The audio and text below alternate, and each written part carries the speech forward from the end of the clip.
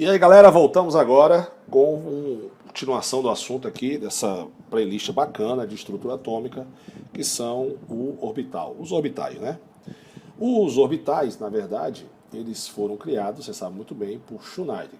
Devido à dificuldade de você calcular qual a posição correta de um elétron ao redor da eletrosfera, o cientista Erwin Schneider foi levado a calcular, né, a região onde haveria maior probabilidade de se encontrar o elétron. E essa região foi chamada de orbital. E os orbitais, que a gente vai estudar os formatos dele daqui a pouco, para a gente saber os orbitais, a gente tem que primeiro saber os subníveis. Então você vai lembrar, quais são os subníveis? Os subníveis são S, P, D, F. E que cada um deles tem um número máximo de elétrons. Você vai lembrar, o subnível S tem no máximo 2 elétrons, o P 6, o D 10 e o F 14. O orbital é a região onde há a maior probabilidade de se encontrar um elétron. Quer dizer que esses 2 elétrons estarão ocupando praticamente o mesmo orbital. Então a gente diz o seguinte, que os elétrons que estão no subnível S, ou seja, o subnível S tem apenas um orbital. O P tem 3 orbitais, o D tem 5 orbitais e o F tem 7 orbitais. Se você observar, o número 1 é a metade do 2, o 3 é a metade do 6, o 5 é a metade do 10 e o 7 é a metade do 14. É isso mesmo. O número de orbitais é a metade do número máximo de elétrons que cada subnível pode ter. Bacana? E antes da gente fazer a distribuição eletrônica por orbitais, a gente tem que saber de 2 princípios. Primeiro, princípio da exclusão de Pauli, que ele diz o seguinte, que um orbital só comporta no máximo 2 elétrons com spin contrários. Spin contrário, vou botar uma setinha aqui para você lembrar dessa palavra, spin, que Sandra vai explicar o que é. Que na verdade é a rotação do elétron. O elétron gira em torno do seu próprio eixo, igual à Terra, certo? A próxima regra é a regra de Hurt, né, que fala ou regra das máximas das multiplicidades, né, que fala que o preenchimento de cada orbital de mesmo subnível, ou seja, tem que ter mesmo subnível S, P, D, F, deve ser feito de tal maneira que haja maior número possível de elétrons desemparelhados. Isso quer dizer que primeiro você vai colocar eles todos no sentido, depois você vai voltar no sentido contrário. Sandrão vai fazer daqui a pouco para você, tá certo? Em outras palavras, a gente pode falar, cada orbital vai receber o segundo elétron depois que o primeiro já tiver sido colocado. Bacana? E aqui nós temos aqui os subníveis. Então, o subnível S, vou fazer aqui, tem um orbital. O P tem 3 orbitais, que no ensino médio a gente vai representar por esses quadradinhos, tá certo? E o F.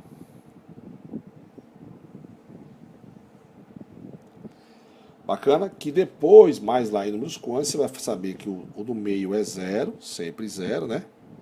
Mas eu vou fazer de novo para vocês, tá? O anterior aqui é menos 1, depois mais 1, ou seja, aumenta em números inteiros positivos e negativos. Então isso quer dizer o quê? Quer dizer que cada quadradinho desse cabem 2 elétrons. Então, por exemplo, vamos fazer aqui agora. O subnível S tem no máximo quantos elétrons? 2. O P, 6. O D, 10 e o F, 14. Não é isso aí? Então quer dizer que aqui cabem 2 elétrons. Primeiro, vou colocar um com spin para cima e o outro com spin para baixo. O que eu acabei de fazer foram 2 elétrons, as 2 setinhas, uma para cima e outra para baixo, está dizendo que eu tenho 2 elétrons, e no sentido contrário aí, com rotações diferentes, certo? 6, então primeiro eu preencho, de acordo com a regra de Hurt, 1, 2, 3. Aí eu volto para o início, 4, 5, 6. O 10, primeiro todos de acordo com a regra de Hurt, todos para cima, ou todos com o mesmo spin. 1, 2, 3, 4, 5. Aí eu volto para cá, 6, 7, 8, 9, 10. 14, elétrons no F, primeiro todos para cima. 1, 2, 3, 4, 5, 6, 7. Observe que eu estou obedecendo a regra de Roche. Estou botando dois elétrons em cada orbital e primeiro eu estou fazendo ele todos no mesmo sentido, para cima, que é o princípio de exclusão. Ou desculpa, de acordo com a regra de Hurt, primeiro todos para cima e dois em cada um é justamente o princípio de exclusão de Pauli, que diz que cada orbital só comporta dois elétrons. Bacana? Então olha só. E agora eu vou completar aqui, né, os 14, aí eu volto para cá no início e faço a setinha para baixo para indicar que esse elétron está girando em sentidos contrários, né? Então tá aqui, ó, completei os 14. Bacana? Agora vamos fazer um exemplo desse, só que com um exemplo de uma distribuição eletrônica mesmo. Por exemplo, vamos pegar aqui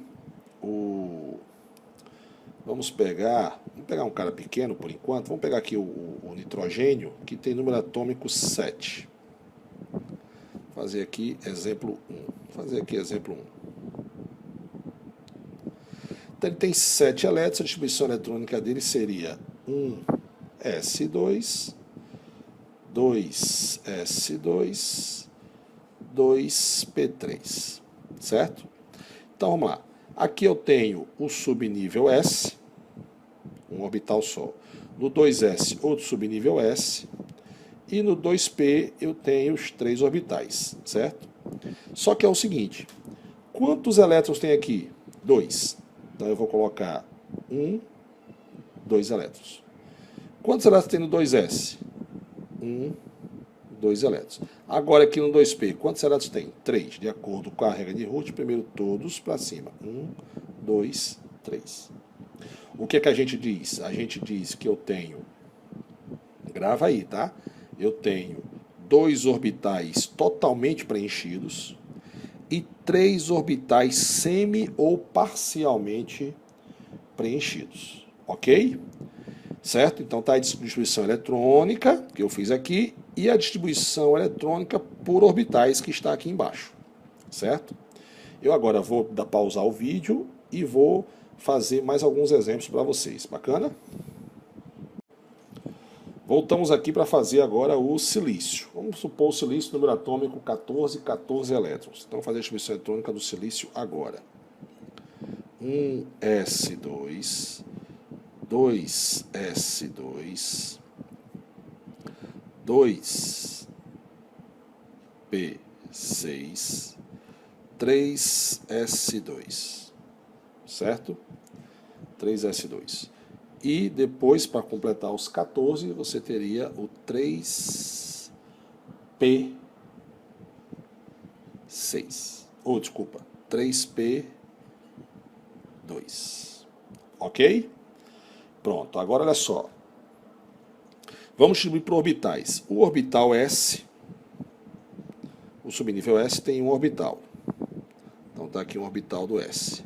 O P tem 3. Então está aqui os 3. O S tem 1 e o P tem 3. Certo? Esses orbitais aqui é desse cidadão aqui e esse desse cidadão aqui. Bacana? Então vamos lá. Quantos elétrons eu vou colocar em cada um? Quantos elétrons tem aqui? 2. De acordo com a regra de Hurt, primeiro para cima e depois eu volto no sentido contrário. Só tem 2 orbitais, então é desse jeito aí, um para cima e outro para baixo. De novo, 2 aqui. Então, um para cima e outro para baixo. 6 no 2p6. Então, 1, 2, 3, 4, 5, 6. Bacana? 2 elétrons no 3s. 1, 2. 2 elétrons no P. 1, 2. Observe que a quantidade de orbital, quem determina é o subnível. S, um orbital. P, 3 orbitais. Ok? Pronto, agora vamos fazer o seguinte. Olha só. Eu tenho quantos orbitais totalmente preenchidos? Totalmente preenchidos, Sandro, eu tenho 1, 2, 3, 4, 5, 6. Quantos semi ou parcialmente preenchidos? 2. E quantos vazios? 1.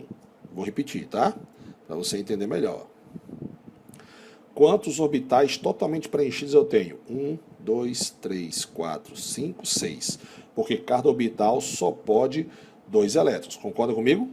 Quantos semi-preenchido ou parcialmente preenchido, ou seja, aquele que tem um elétron só? 1, 2. E quantos estão vazios? Um só. Certo?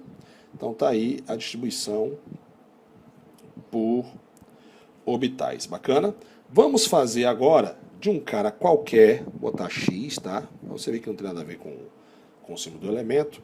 Vamos pegar um cara que tem número atômico 24. Então você iria fazer o seguinte. Aqui, ó, 1s2, eu vou até o 24, né? 2s2, 2p6, 3s2, 3p6. Certo? Aí você vai aqui, 4s2 e 3d4, para completar os 24, certo? E agora nós vamos colocar os orbitais de cada um aqui, ó. O S tem um orbital, o outro S tem um orbital, o P tem 3 orbitais, o S tem 1, o P tem 3 orbitais, o S tem 1, só que o D tem 5. 1, 2, 3, 4, 5. Né? Então vamos lá. Quantos elétrons tem aqui? 2. De acordo com a regra de Roth, primeiro um para cima, depois outro para baixo. Quantos ela tem aqui? 2. 1, 2. Quantos ela tem aqui? 6. Então primeiro todos com o mesmo spin para cima. 1, 2, 3. Aí volta para o sentido contrário. 4, 5, 6. Quantos elas tem aqui? 2. 1, 2.